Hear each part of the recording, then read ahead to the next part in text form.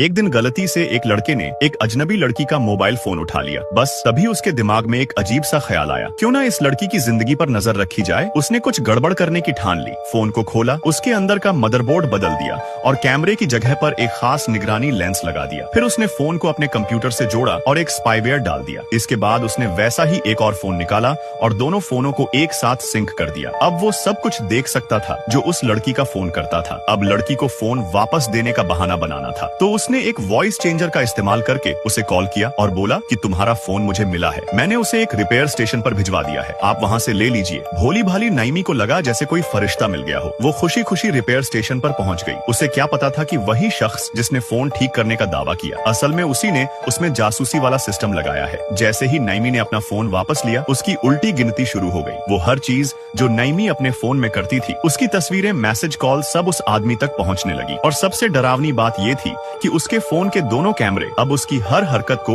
Record कर रहे थे। इतना ही नहीं, वो आदमी उसकी पसंद की चीजें भी जानने लगा। उसे क्या खाना पसंद है, कौन से ड्रिंक पसंद है, किस गेम में रुचि है। फिर वो एक दुकान में पहुंचा जहां नाइमी काम करती थी और बिल्कुल उसी ड्रिंक का ऑर्डर दिया जो नाइमी पसंद करती थी। यहाँ तक कि उसने वही गेम खेलने का नाटक किया जिसे नाइमी खेलती थी। नाइमी को लगा कि कोई ऐसा मिला है जिससे उसकी बहुत सारी बातें मिलती हैं। धीरे धीरे वो लड़का नाइमी की जिंदगी में घुसता गया। एक रात उसने नाइमी की फोन की जानकारी चुरा लिया। अगली सुबह जब नाइमी उठी तो उसे पता चला कि उसके फोन से सारी निजी जानकारी चोरी हो चुकी थी। उसका घर का पता, परिवार की डिटेल्स, सोशल मीडिया अकाउंट्स के पासवर्ड, यहाँ तक कि बैंक डिटेल्स भी। अब विकृत इंसान न सिर्फ उसकी निजी जिंदगी में घुस चुका था, बल्कि उसके पूरे परिवार को भी टारगेट करने लगा था। सबसे डरावनी बात तब सामने आई जब पता चला कि नाइमी से पहले भी वो 8 लड़कियों को इसी तरह फंसा चुका था और वो सब अब इस दुनिया में नहीं थी। नाइमी के फोटो उस इंसान के कंप्यूटर पर वॉलपेपर बने हुए थे। उसने नाइमी का घर तक देख लिया, नकली पहचान बनाकर उससे मिलने लगा, कॉन्सर्ट के टिकट देकर उसकी नजदीकियों में आया। लेकिन नाइमी को अब भी शक नहीं हुआ। सौभाग्य से उसके पापा को कुछ शक हुआ। उन्होंने उस लड़के को अपार्टमेंट से जाने को कहा और नाइमी को सतर्क रहने की हिदायत दी। लेकिन नाइमी ने उल्टा